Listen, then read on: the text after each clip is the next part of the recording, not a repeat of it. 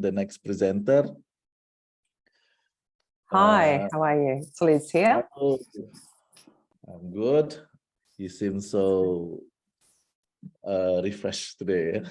Oh, good. Yes, thank you. It's nice and warm and sunny in Brisbane today. So hence why Natasha and I are looking a little cool. Looking sharp, but relaxed. Good. Yeah. It's always good for your presenter to be relaxed. That's what we want. To meet the fans from the audience. Okay, Yes. to introduce you first to our lovely audience. So, Dr. Liz Ward is a CEO, Tourism Tribe and Navy Digital from AICD. Yeah. Not quite, but that's okay. You keep going. Okay. She was the president of Queensland Women Chief of Enterprises. Liz is a digital strategist known for her work in building capability in the tourism and small business sectors through innovative training and mentoring approaches, and the many strategic projects she has formulated and led. Liz has 25 years experience specializing in marketing and technology for tourism, uniquely blending knowledge and expertise for the benefit of region across Australia and the world. She is an innovator and a creator of breakthrough strategies. She has pioneered many first-time strategic initiatives that have had lasting impact, including creating Queensland's first destination websites and starting up the Australian Tourism Data Warehouse and being its CEO for over 10 years. My God, I'm so proud to read this profile. It just makes me sound very old, I think, Johnny. Oh, yeah.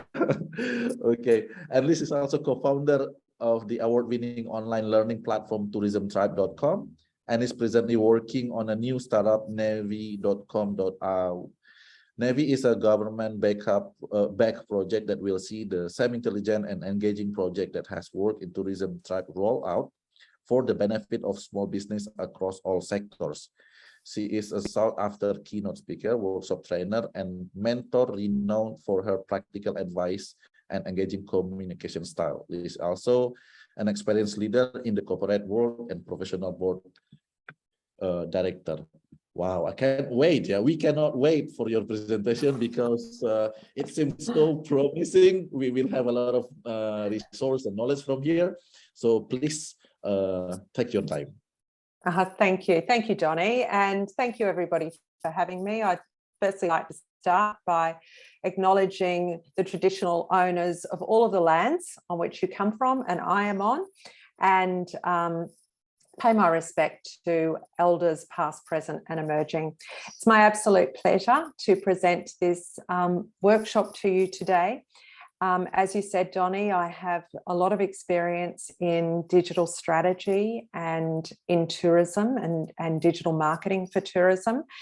And it's been a wonderful career to have that, and now to have my own business. And it's what we do at Tourism Tribe is we try to pass on that knowledge. So that's what our business is about. We empower those who work in tourism, no matter where they're located, to be able to have the knowledge to be the best they can be in their businesses and their destinations, keeping up with technology.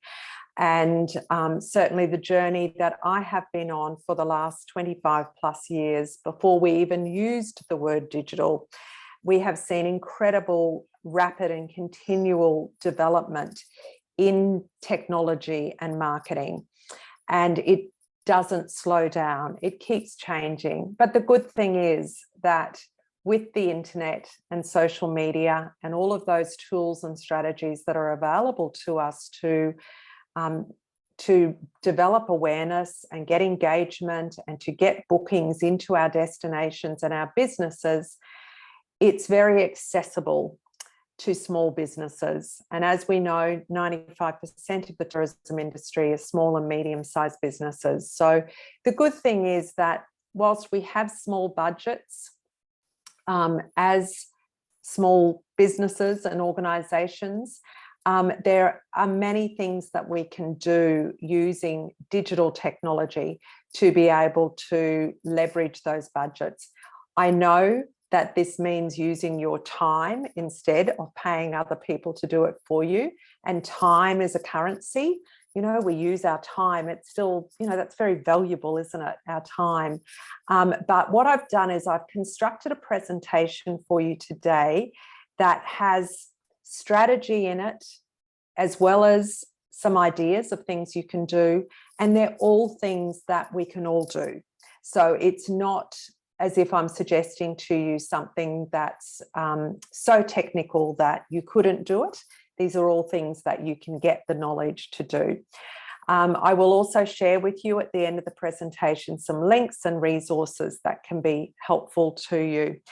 The other thing I'd like to acknowledge before we start is that I have no idea about you as an audience, how much experience and knowledge you have about digital marketing.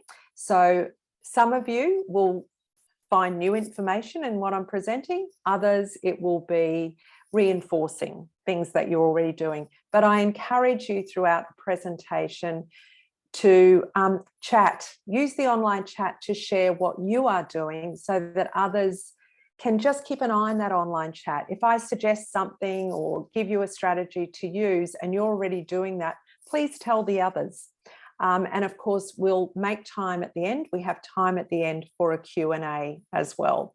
And that might be more the time to really get into some detail about some tips and tricks and things.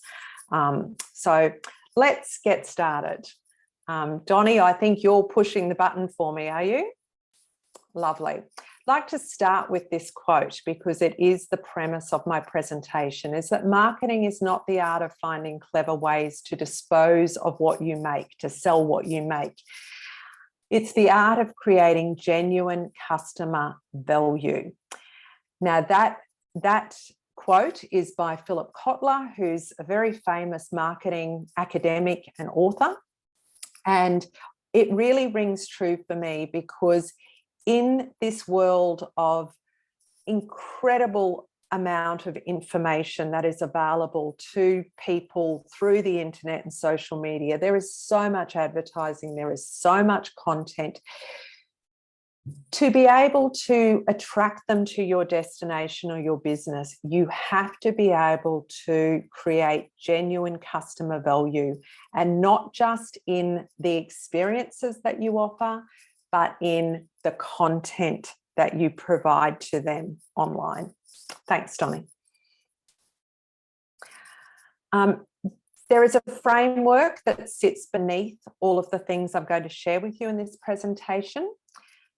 So that, you know, the way how you do leverage your marketing budget or make the most of your time to work on your marketing. The first one is that you develop a crystal clear understanding of your ideal customer. We might like to call them your ideal guest, and the value that you provide to them. You have to be really clear on that.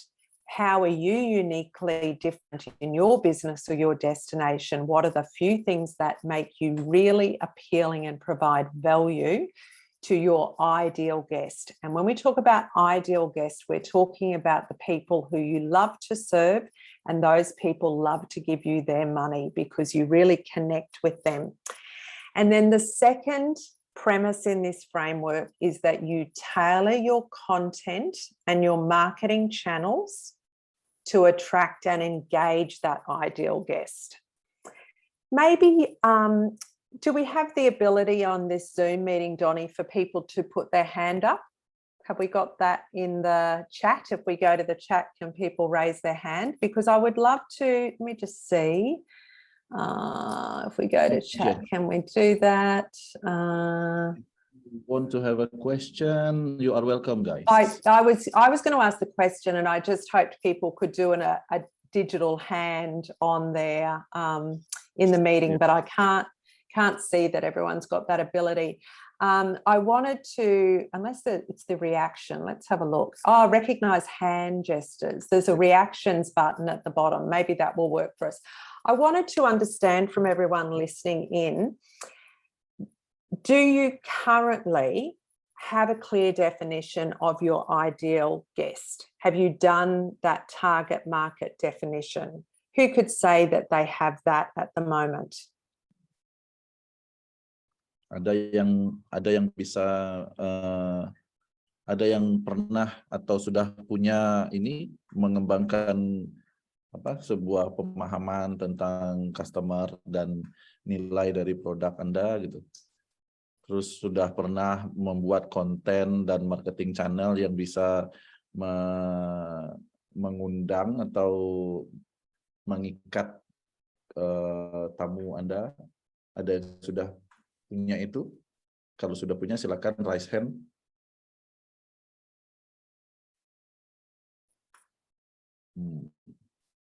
Seems your next information is very awaited. Okay, all right, because that's what that we'll no doubt, as I ask you questions and present information, we will probably come to a handful of things, a few things at the end that I'd really like you to follow up on. So let's keep that one in mind about having a really clear understanding of your ideal customer. There are tools to do that, like defining a target market template and doing an avatar or a persona of your customer. And I can help you with finding those things. Okay, if you could move on for me, Donnie, to the next slide. Next slide, please. Wait, this is not okay. Thank you. So the agenda. So we're going to look at some strategic information like the tourism purchase cycle, path to purchase, targeting content to attract your ideal guest, optimizing your content on social media, optimizing content and imagery on your website. And then we'll get on to thinking about some actions you can take and lead you to some resources. Thanks, Donnie. Thanks. Okay, so the next slide. Okay. Okay, oh yes, I've put up here, it should come up in a moment, and you'll be able to share them anyway, Donnie, I think, because you've got access to this. If you just click again, I don't know why that's not coming up. I had a QR code in here. Is that showing on the slide? No, okay, doesn't matter. You'll be able to send a copy of the slides. Yeah. So I had put a QR code into one of the versions. I must have sent you the wrong version. That's fine. If you could move on to the next slide, and you can send a copy of these slides to the delegates. Next slide, yeah. Yes, please. Okay. Okay, tourism purchase cycle. Next slide again, please. Next slide. Now, many of you, and I don't know how many, would have already seen a diagram like this before. Have you? Has anybody seen the tourism purchase, the travel purchase cycle before? Ada yang pernah melihat diagram ini sebelumnya? Not yet. Yeah, not yet. Oh, some have, some haven't, but thank you for chatting. So for those who haven't, we use it a lot in Australia as a basis for our strategic planning for our marketing, because what we do is we think about the stages of consideration and making a decision about where you're going to go to and where you're going to stay. It was actually created in Australia by a consultant who I know, and now it's widely used.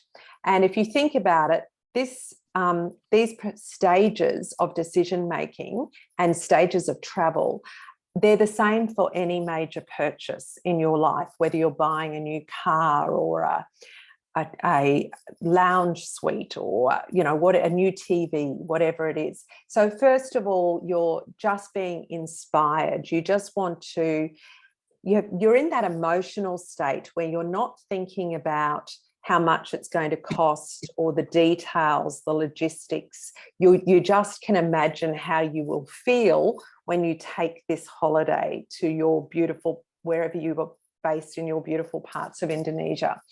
So that's a feeling, and that's where we want to present emotional content to people, beautiful, inspirational content.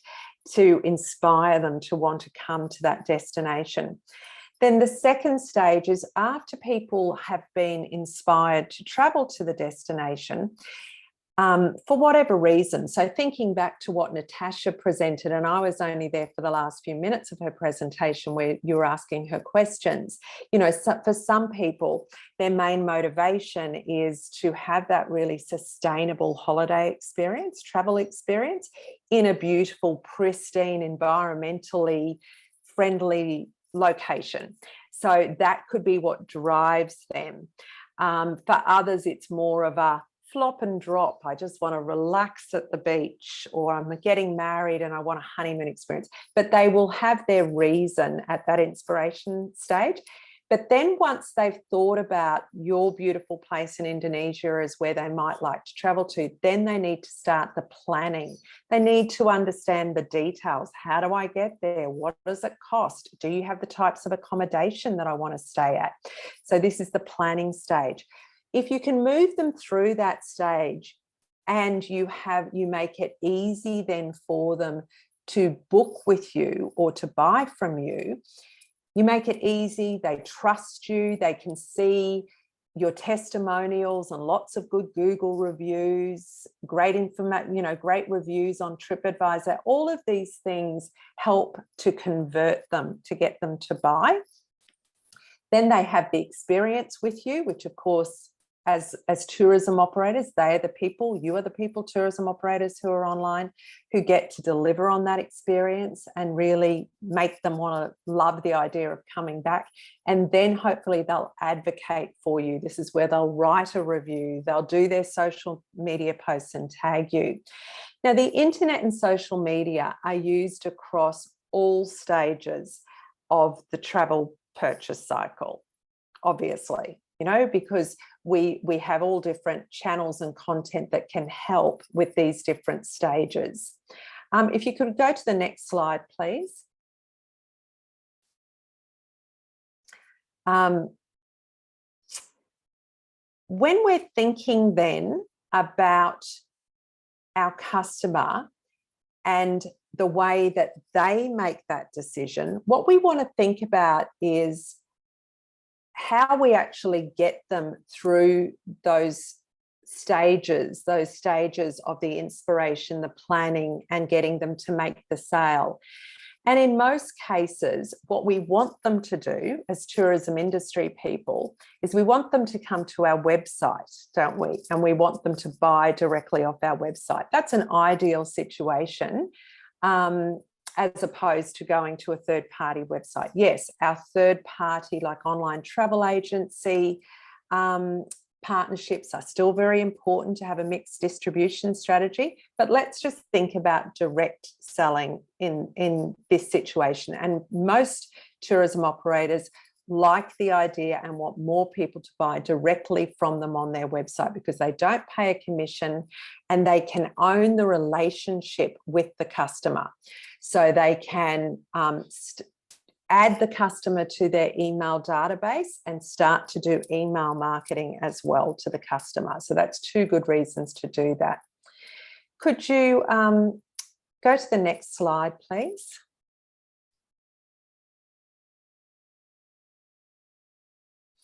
What we see on websites, this is the reality of online e-commerce, you know, booking online, is that, and this is the average, is that only 5 to 10%, and it's really great if it's 10%, it's more like 5% of people who come onto a tourism operator's website will actually book on that website.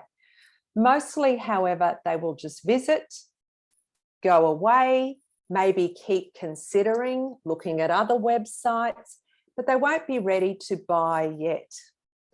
So a strategy that we use to try to keep a relationship with that website visitor, because you think about the effort you've gone to with all of your content and website development and online marketing and social media to get them there, you want to keep a relationship with them so that they might come back, is to have an opt-in where they can get a valuable piece of content from you. It could be to download the best guide to ecotourism in your location, for example, so that in exchange they give you their email address so that you can do some simple email marketing sequences back to them to get them onto your database so that you can remain in contact with them.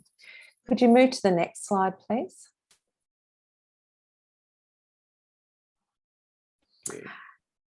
When we think about the channels to get them through these stages, there's multiple channels. How they actually get to our website is extremely varied. And I've included this slide because it's an important one for after the presentation as a takeaway, to think about all of the different ways in which you need to be looking after your online presence and making sure that people can find you when they're going through these stages. Of course, at the inspired stage, very strong is word of mouth that other travellers tell their friends and family. That's still one of the most important ways. It could be that they have a very urgent need to come and travel. They might have a wedding to go to or something. So, you know, they'll be actively looking for a solution. It could be through an organic or paid ads on Facebook or Instagram. It could be email marketing. For some businesses, if it was a local market, it could be foot traffic. So if you're a restaurant in the local area and you've got travellers there, it's foot traffic. So you've got to think about all these ways in which you can connect with people. In the planning stage, most common is Google search when people are in the planning stage. So that's why our Google business profile, used to be called Google My Business, is very important here. And a takeaway for most businesses who are online is, have you recently reviewed and updated your Google business profile? And are you responding to all reviews that you get on that Google business profile? They are two things I'd like you to really think about. Also, it's changed a lot over the last few months, particularly for tourism operators, the things that you can do in your Google business profile. You've got your own website, very important at this stage. And so it's really important that we consider our website as our most important digital asset, where, as I said before, we can have a great one-on-one relationship with the website user and the customer who ends up booking on your website. Also look after your partner and distributor website. So if you are listed with online travel agencies, make sure that you look after them and make sure you keep them updated, and any other directory websites that your business is listed on. At the book buy stage, it's really important here again, your website, you need an easy mechanism for people to book. People want at least instant confirmation. Even if they aren't paying up front, they want to know that they've secured the booking. And they also want to know what your cancellation and other policies are around maybe rescheduling. It's been really important through COVID that people have very good clarity on that. Having your phone number on your website so people can contact you, having sales support on your website, possibly an online chat, all these things are important. And Facebook and Instagram messaging, that has become really much more utilised over the last 2 years. So we need to make sure we've optimised that. So it could be another takeout for you, is going to your settings in Facebook and Instagram and adding frequently asked questions that are automated. So when people go to ask a question, they're prompted and you can give them the answer there. Because a lot more people are engaging through Facebook and Instagram messaging. And then when it comes to advocating, making sure that you are responding to those Google and Facebook reviews, commenting back on Facebook comments that people make. So when you do your posts, if somebody makes a comment, always respond. Making sure you're copying testimonials through to your website so that it helps people to move through those stages of planning and booking, and sharing testimonials on your social media platforms as well. So there'll be other things that are relevant to you and your business or your destination marketing organisation, but here are some things mapped against each of those stages to help you to think about. Thank you. Could you move to the next slide, please? So coming back to this story, remember we were talking about what would be, so thinking about their different ways of coming to you, what are the most important types of content, considering the channels that your ideal guest uses. This could be a scenario and the basis for a full content plan for you, but keeping it simple. So, and this is the kind of work that digital agencies do, but what we've mapped out here for you is a very simple model for a content marketing plan. So we looked at this before. Your customer coming to your website, only 5 to 10% of them will actually ever make a sale when they visit that website first time. It's great if it's 5%, amazing if it's 10%. So having an opt-in for them to be able to get their email address. So as I suggested before, that could be, I would like to download this beautiful piece of content, for example, the most ecotourism friendly experiences on the island, in exchange for an email address. Now, the great thing about that is that you then have their email address to be able to include them in some email marketing that you do in the future that can be very targeted to them.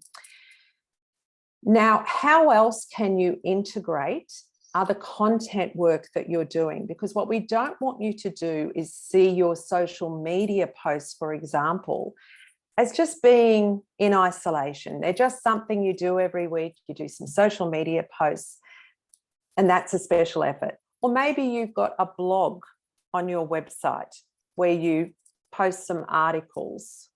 That's great. But once again, a lot of people tend to see that blog as a separate thing that they do. What you can do is think about what is the content that our ideal guest requires, what's of value to them, what inspires them, what helps them with their planning, what helps them with their booking, those different stages. And then by creating content themes, you can create content for a blog that you then take parts of to create your social media posts. And you can share parts of that blog or a blog in an email newsletter that you send out to your database. You can share content from that blog maybe with third-party sites. You might be an operator working with your destination marketing organisation. You can share the blog with them. But what we're looking for is integration across and reuse of content, so that you're not just putting all your effort into the blog, all your effort into your email newsletter, all your effort into your social media, but look for ways to share the content and start by thinking about what is the content that's of value to my ideal audiences. Thanks. Could you move on to the next slide?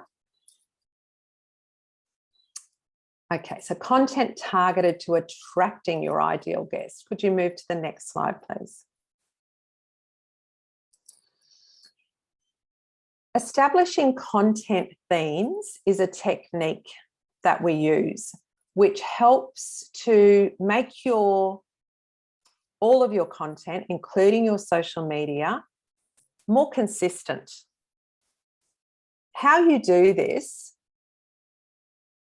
is you need to think about what is your unique selling proposition. What are those 3 reasons that people love coming, either, depending on what your business is, on tour with you, staying with you at your accommodation, coming to your destination, coming to your restaurant, whatever type of business you are, what are the three main reasons that your ideal guest comes to you?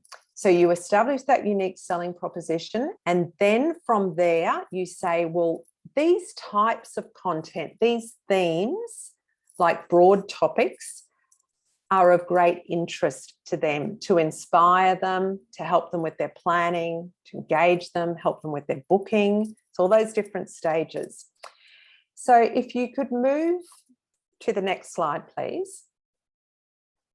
This is an example of content themes, and an ideal number is 5, if you can come up with 5. I know more complex businesses that might have 7 or even 9, but 5 is a really good number for a small business. Now, this is an example. We've just put this together, imagining that you are a tourism business, and here are some themes. It's just suggested. You'll be able to brainstorm and come up with your own. The first one is education.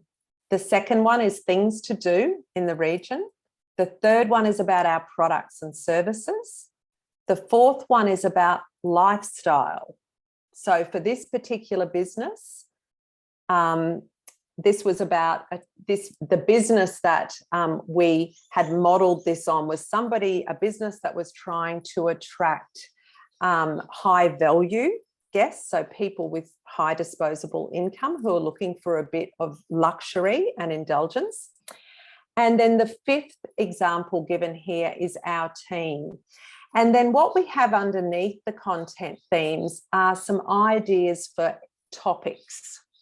So under the theme of education, our commitment to sustainable tourism, history of the region location, flora and fauna, local culture, sun safety, a locals guide and traveller tips, food and local cuisine. So you can see how these topics under the theme would lend themselves to creating blog posts and social media posts, or even a guide, a downloadable, PDF on the website that is that downloadable piece to get their email address.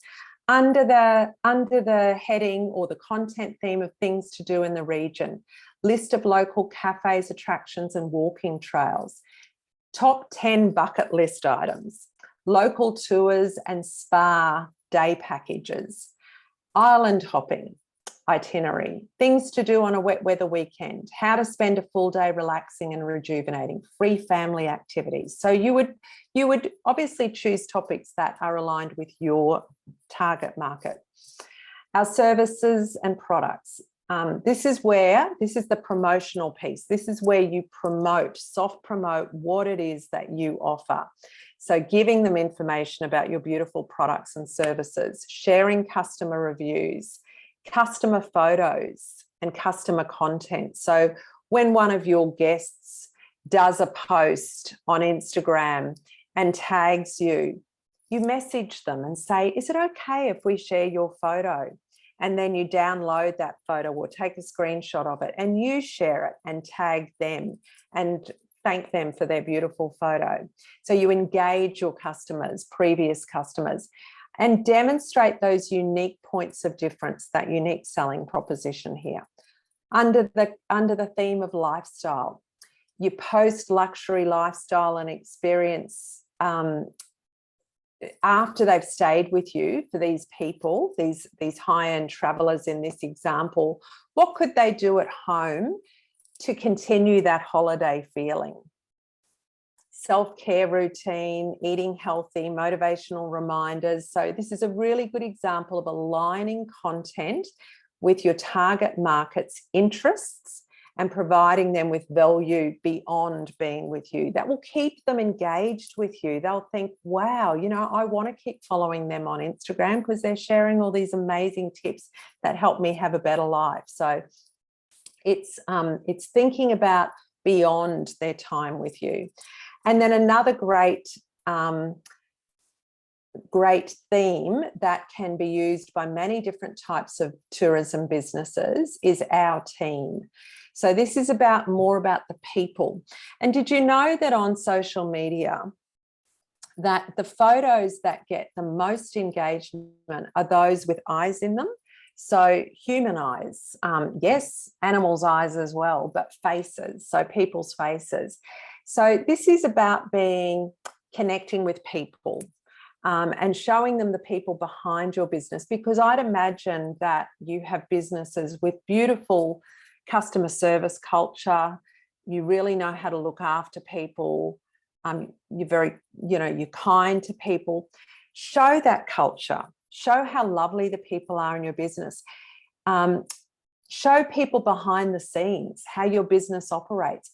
What about on the environmental and sustainability pieces? What are you doing in your destination and in your business to be more green and clean?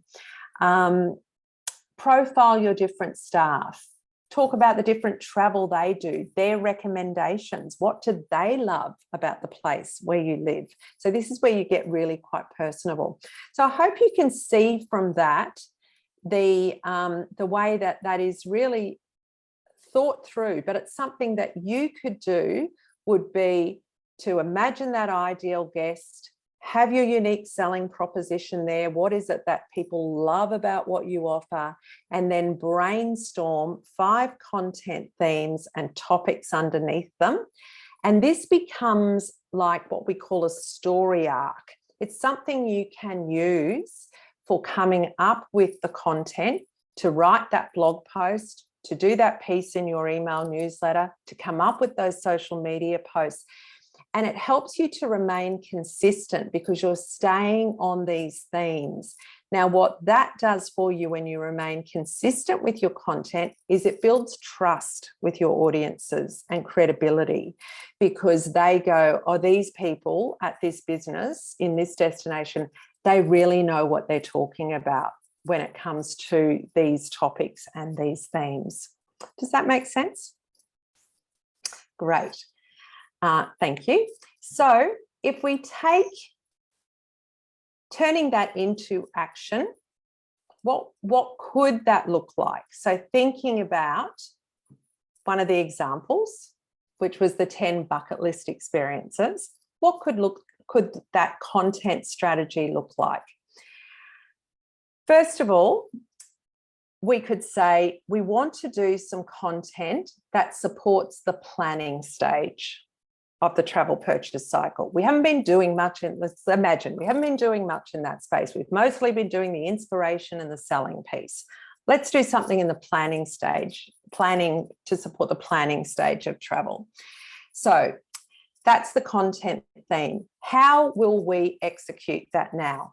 We will do a blog post that is the top 10 bucket list experiences for travelers visiting your location, wherever that is. Okay. Of course, we need to have our knowledge up about search engine optimization, SEO. That's really important. There's no point in creating a blog post if you don't have the basics of search engine optimization in place. That's super important so that Google can index it and can help people to find it, and that you've written it in a way that is search engine friendly. But let's not worry about the detail of that at the moment. Let's think blog. Then turn that blog post into 10 social media posts. So it might be over a 2 or 3 week period that you run a sequence of social media posts that profile each of those 10 bucket list items. Then what you do is, with that in mind, you update with new content and imagery on, there could be some ways in which other websites that you're in partnership with should be updating their content, that where you've got some of those 10 bucket list items are relating to your business. If it's relevant, then you would update with new content and imagery on third-party sites. You could certainly, on your Google business profile, you could do a post. You know how you can do a post on your Google business profile? You should do that when you release a major piece of content. And then what you would do with your email list is you would turn the blog post to generate more people subscribing to your email list. You turn the blog post into that downloadable guide to get people to opt in to grow your email list. You could even take, if you've already got a good email list and you're sending out newsletters maybe once a month or once a quarter, you could take those 10 bucket list experiences and put them into an article in that piece of email marketing. Sound good?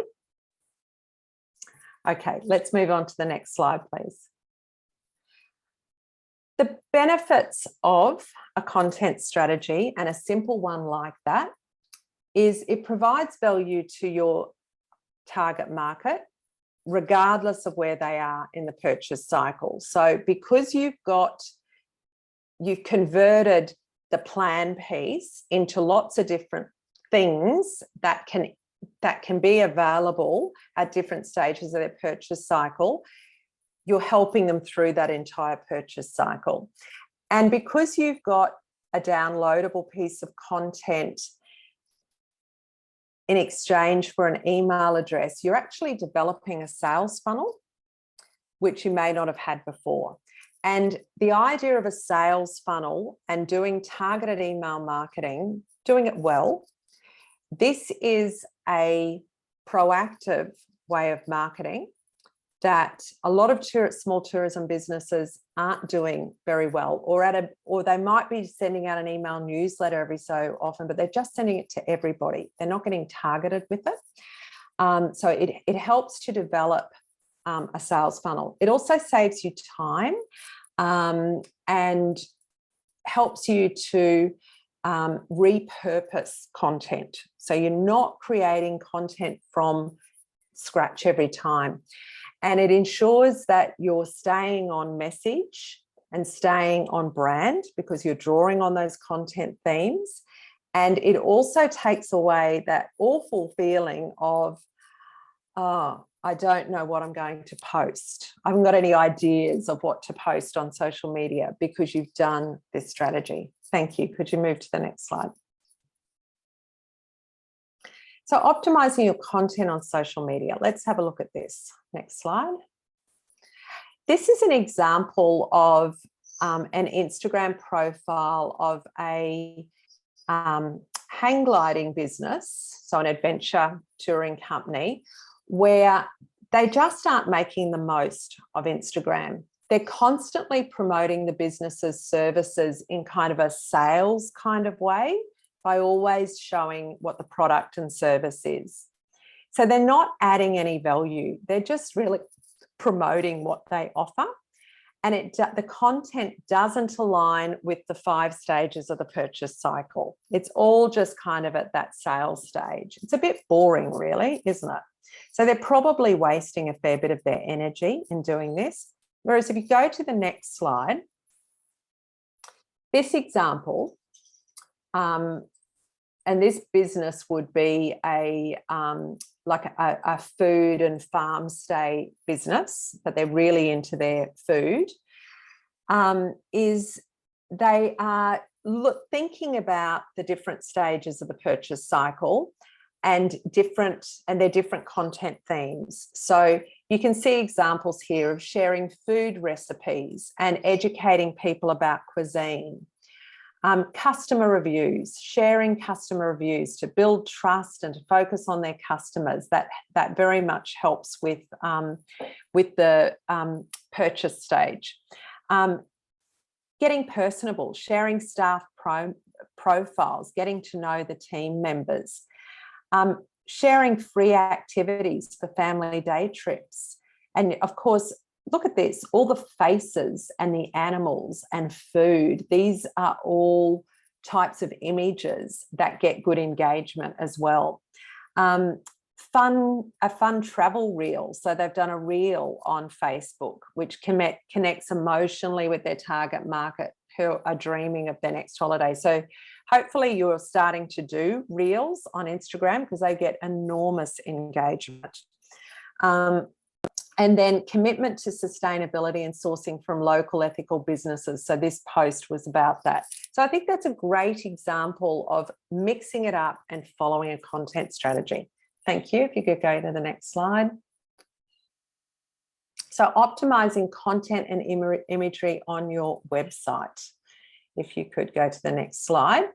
I've included a couple of examples here that they are both Australian accommodation examples, and we can find lots of different examples, but these two are we know who they are. They're clients of ours, so we know that the work that they're doing, and they have put a lot of effort into improving their websites and addressing content on their website, the imagery, the copy, adding destination information, so things to do in the region, putting additional resources to help people on there, testimonials, opt-ins and deals. So people being able to download, opt-in for something in exchange for their website, having a detailed product page. So not just a website that says, this is what we do here, go to booking now, but having a good detailed product page. And of course, having availability and booking on the website. I don't know if we've got time to go and look at each of those. What do you think, Johnny? That might be pushing it. If we go and try to look at them, we can let in the slides, people will be able to go and have a look at them themselves. Yeah. Okay, if we move on to the next you want slide. to check the website? Oh, okay. I just think it might be, we might run out of time for questions if we do that. But since the slides will be shared, people can go and have a look at those websites and look at those things. If you just click through to the next one for actions. Next slide. These are some things, I know I mentioned some others, but I hope that after this presentation, you would go and brainstorm a list of 5 content themes for your business or your destination. I'd love it if you refresh the content and imagery on your website. And you can do this over time. It doesn't all have to happen tomorrow. It takes a long time working on your website, and you need to just work on it continually. And add more variety of content to your social media platforms. So think about particularly the inspire and plan stages. How could you mix it up and not just do beautiful inspirational photos and video? I'm sure you do lots of that now, but how do you give them content that would help them with their planning or educate them? And not so much of the selling, less of the selling, more of the inspiration and plan. And as I mentioned earlier, I would also love it is if you go and check your Google business profile, and whoever has access to that, to review and update that, because there are a lot of changes in there now for tourism businesses, particularly for hotels and tour operators. That would be a really good action to take as well. So if you go to the next slide, please. So some resources here for you. Next slide. I was asked to share information about our digital engagement health check. And there is an example report here that you would be able to click on.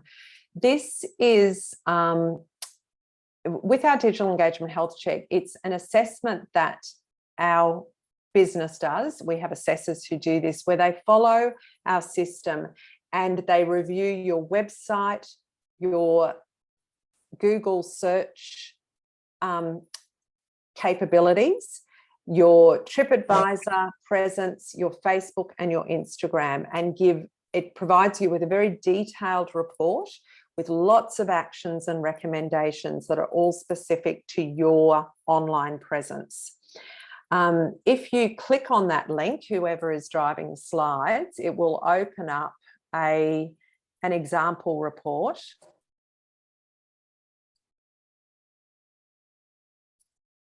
No, the hyperlink back in the slide, was that, does that link work? See that blue HTTPS link? This one here? Whoever's, oh, no, I can't do it. I haven't got the slides. Yeah. Bisa klik the bit.ly-nya itu, tolong. It's probably not sharing that screen. Don't worry, that's fine. That is fine too. People can click that themselves and take a look. That's fine. Don't worry.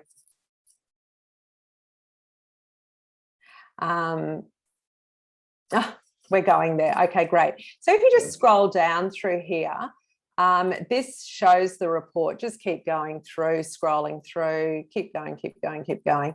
So you can see it's very detailed in terms of the different areas that are checked. And all of those pink boxes, they are all pieces of advice about why this thing is important and what you can do about it.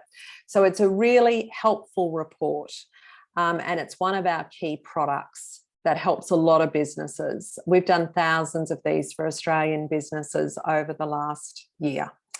So if we could go back to the slides, please, and I'll just share a couple of other resources with you. Go to the next slide.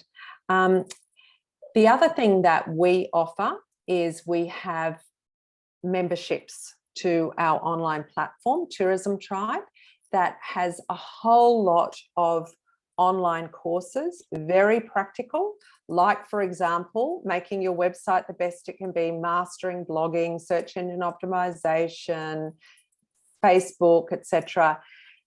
All of these are aligned to that digital engagement health check, and there are more online courses as well. And you have support when you're doing the courses in that you can ask a question and an expert will answer you. If we could go to the next slide, please.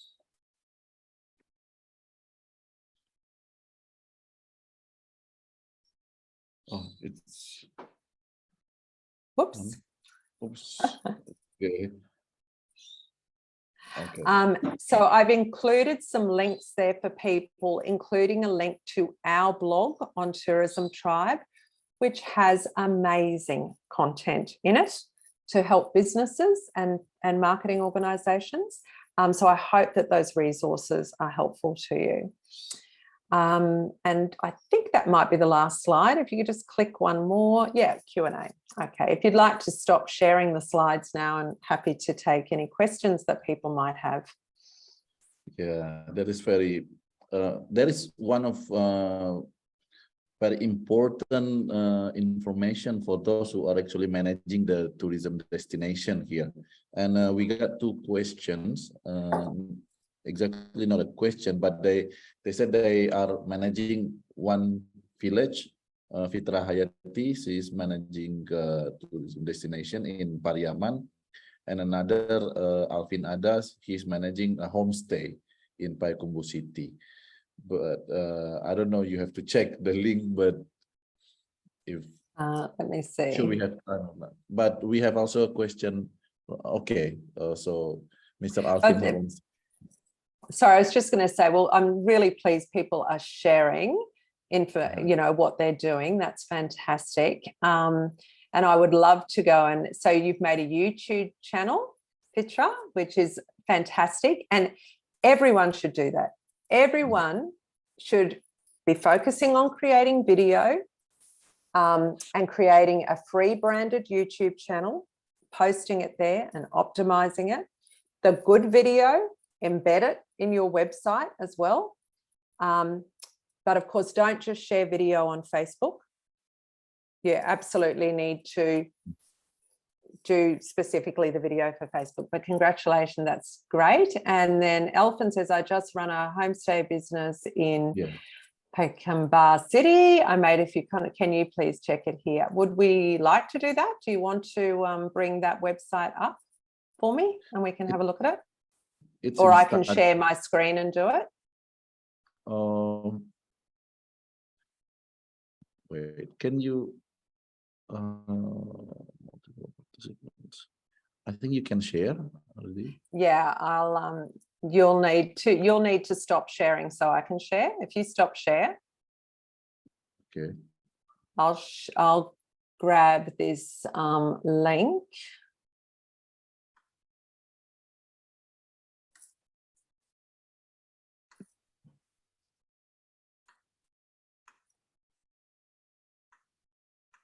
Okay.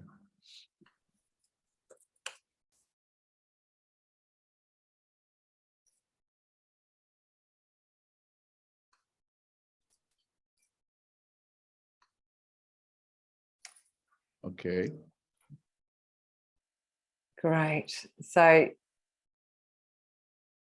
I'm going to just quickly give you this. This is great what you've set up, and it's great that you're doing some stories as well, that you have them here, and some video content, some reels. So that's great that you're doing reels, and look at the number of times people have played these reels. And so this is why we all need to be focusing on reels and including them in our social media. And I'm liking what I see here. This looks great. If we come back though to your post, there's a couple of things for you here. One is, can you just, you know how I talked about your unique selling proposition? What are those 3 key reasons that your target market would want to come and stay at your homestay? Can you please describe them here in your profile? Okay, can you do that in your bio? So change that so that when I see this, you talk to me about your unique selling proposition. That would be really good, and get some emojis in there as well. You know, most people do that. And the other thing you could think about doing would be to have branded covers for your story highlights here, because at the moment, so you're missing that opportunity. Use Canva. Does everyone know Canva? Canva, canva.com. And you could do a template of story highlights and do it in your brand colors up here and add those to there. I love this. This is great. You've done a map. This is so good. So this is educational content, isn't it? Is what you've done here to show the location. But what you should have done is given me a comment that I can read that tells me about this. And where are your hashtags? We need to use hashtags on Instagram. Really important. So there's a couple things to help with that. It says, the profile says, I can translate for you. Says, looking for cheap, safe, clean, and comfortable homestay in West Sumatra. That's what it says. It's beautiful. Thank you. I can't read Indonesian. That would have been good job. That's great. That's great. Okay. And we would like to ask you a question directly, the one who has the homestay. So Alvin, please. Hello. Thank you, Donny Eros. And hi, Liz. What? Hi, Alvin. What interesting presentation you had. Actually, for your side information, currently I'm studying.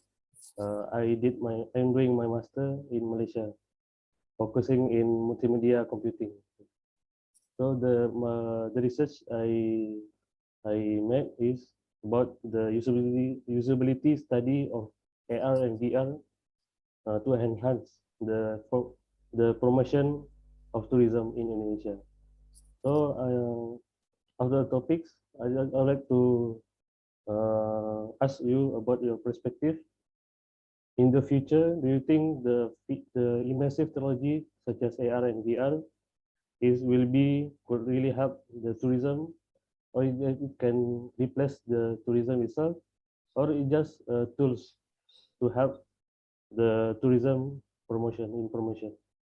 Thank you. Can I just check, the question was about virtual reality? Is that what you said? Yes. Yeah, thank you. It's an interesting topic, isn't it? We've been having this conversation for years now, since we've understood the capabilities of virtual reality. I don't know. I think there's going to be markets in terms of travelers. I think there will be some travelers, particularly as gaming continues to grow with acceptance, you know, online games and you know, it's esports. I think e-travel, virtual reality travel, may find its place in the market.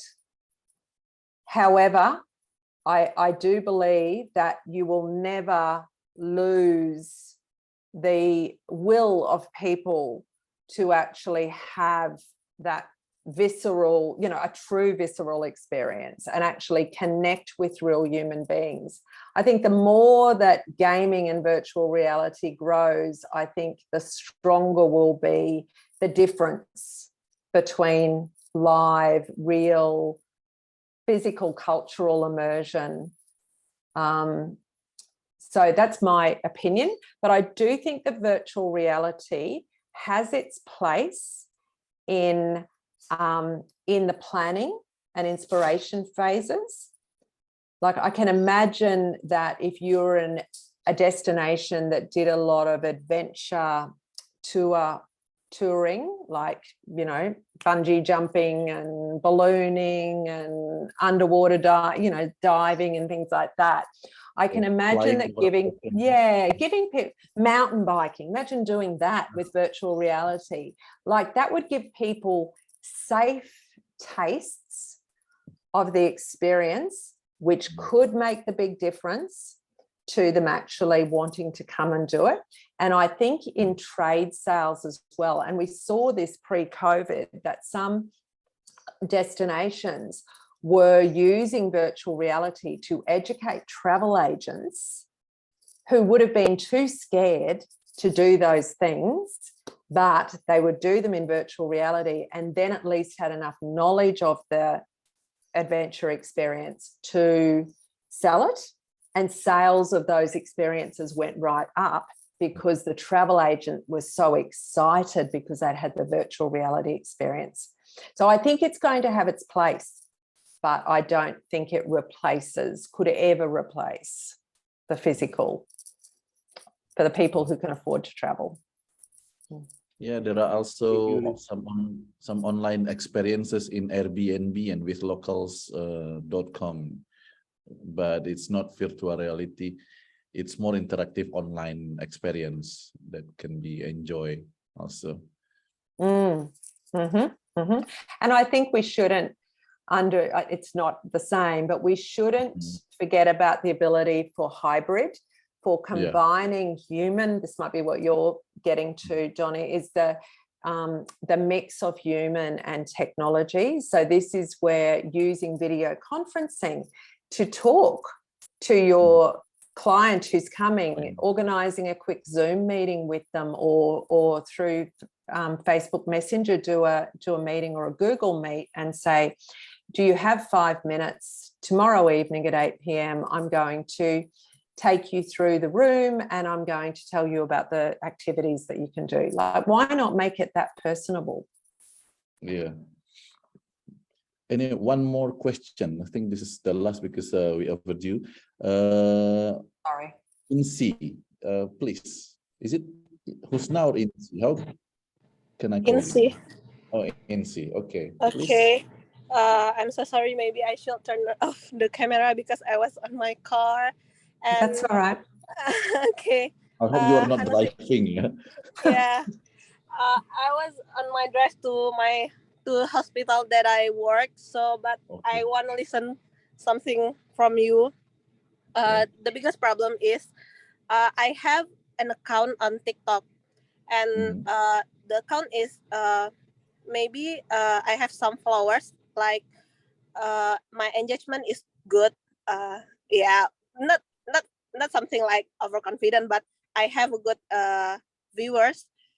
Sometimes I was upload about West Sumatra or the food or everything about Sumatra. But the biggest problem is I'm just a human who wants to share about my life too. And sometimes I promote about my brand too. So what do you think about this account? Maybe should I make a new account with new engagement again, or should I just use one account but I have a good engagement about that? Karena the biggest problem is I'm just afraid if people like, oh, she has upload about the promote something, but the next day she's upload about herself, her daily life, but the next day she's upload about tourism, West Sumatra, or food in Sumatra. Should I made a new account, or I can use my own account just in personal account like that? I think you're at, like, TikTok is a new platform for destinations and tourism businesses to consider. But it definitely has a growing following. And if you can get the content right, and be entertaining and funny and, educational, like it lends itself really well to education, then you should, and you're enjoying the engagement, you should do that. But I think you're at the stage of deciding on what is the brand of this account. So at the moment, it's both. It's you and it's Sumatra. You're presenting both. If you continue to do that, it will remain about you and your information. Whereas if you see this account being turned into a destination account at some stage, then you should create a new account and start to establish following on there. How many, the thing is that there's a lot of people publicly who watch TikTok who don't have an account anyway. It's still growing rapidly. I don't think it would matter if you started a new account now. Mm-hmm. And you could promote across too. You could say, hey, I've started a new account just for people who are interested in the tourism things, and send people over there. Yeah, I see about that. But the biggest problem is I'm just afraid that I lost my followers and I lost my engagement, just something like that. Sometimes when I'm upload a video, the viewers can up to 1.7 million or 2 million people. But if I made a new one, the biggest problem is I'm just afraid that just 100 people seeing that, and maybe I will be confused about that, and I will always thinking about it. How could? So every day I think about what is the best solution of that. Should I make a new one, or should I just stay? I'm still confused about that every day. Do you see yourself as an influencer? Are you an influencer, or are you working for the destination? I want to join both of them. I want to promote tourism and about influencer. How many followers do you have? Yeah, Bang? How many followers do you have for your TikTok? TikTok, not much, but maybe in 24 ribuan, maybe 24K. 24K, but the engagement of each video is good. Yeah, because lots of people just look at it without having an account. That's right. Look, it depends. If you're at the moment, you're acting like an influencer. That's what you're doing. You're an influencer at the moment. You're not working for the destination marketing organization. You're an influencer who just wants to help. You can leave it like that if you like, and you can change your content themes. Depends what you're trying to do with it. You've got to come back to what's the objective. What am I trying to do here? If you worked for the destination marketing organization, I would say you definitely need to establish a separate account. But at the moment, you're doing this because you enjoy doing it. So you're acting like an influencer, and there's no harm in putting whatever content you want to up there. Depends what you want to do with it in the future. I want to ask you something. One more question, please. Honestly, the biggest problem is my real job is I'm a doctor, and I'm a doctor in a hospital. but sometimes I want to share about health, medical health, or mom care, or kids care, like that. But honestly, I didn't want my engagement being bad. But sometimes I think I'm just afraid people will judging about me, because one day I share about health, next day I share about my daily life. 2 days after that I share about food, and after that I share about West Sumatra, and I think that's too complicated for me. So the best thing is maybe I should make a new account, right? Look, I think that's what I would do. Yeah. I would do a separate account because they're so different. They're so different, your content themes. They're not aligned to one brand. Oh, yeah. You're a doctor and you love your destination and want to promote it. They're very different. Yeah. Okay, thank you, ma'am. Thank you so much. Thank New you. insight for me. Okay, Dr. Insi, I hope you are successful making another account with a new content promoting the tourism or that care, yeah. Ya, Thank you very makasih much. Bang. Jadi sesi curhat jadinya.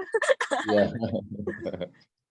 Okay, we have actually one more from Ibu Imelda, but I think you can read.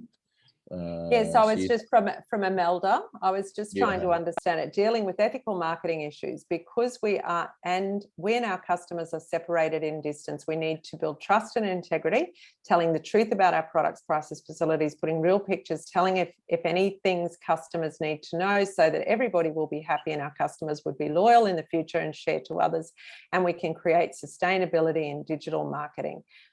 Absolutely, you need to do all of that.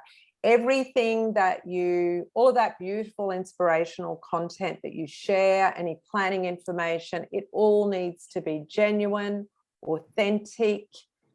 Absolutely, because if it doesn't have integrity, you will wreck your reputation. So you need to build trust through honest information, but good quality images, well-written copy, real information that it can be relied on, and that will build trust. So I completely agree with your approach.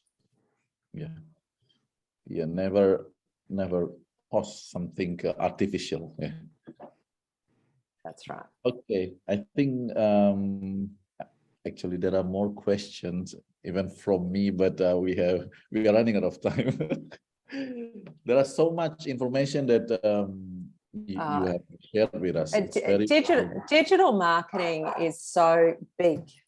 Like it's a huge, it's marketing. It's not just digital, it's marketing. And because the internet and social media, because the digital technology allows us to do our own marketing as small businesses, there is a lot to cover and a lot to learn. So you've just got to take one step at a time and focus on the most important things. Okay, thank you very much, Liz. Thank you for having me. Wonderful and resourceful, but we have to stop it here. Lovely. All right. Well, I hope you enjoy the rest of your workshop, and thank you very much for having me and for your questions. Yes. And I wish you all very well. Thank you. So is it okay for them to email you or anything? Sure. What you can do you know, the other thing you can do is we have a Facebook group that is where you can join it and also get help there as well. I'm just going to get you the URL of the group and I'll put it in the chat. Just one moment. I just think it's a fine, I don't mind people emailing me, but I think it would be good to share with the people in the Facebook group. Yes, because they can connect with other tourism operators and ask questions, and that's good too. Market, yeah. Yes, that's right. It's called Small Tourism Business Help, and I'm just going to post the URL here into the chat. Post that to everyone. Yeah, There I we think it's go. good. Okay, so anybody can join the group. Yeah. Okay. It Thank you. does, look, we will welcome you. I think it might say it's for Australian businesses, that's fine. And I'll just put my email address in here as well. And you can connect with me on LinkedIn too. That's Oh, another LinkedIn. place. Yeah. Okay. Oh, tourism tribe. Thank you very much, Liz. Thank you, everyone. Hope it's become a good deed for you because it's very resourceful. Good. Okay. Thank you. So, yeah. Bye-bye. Bye bye. Enjoy your day. Thank you.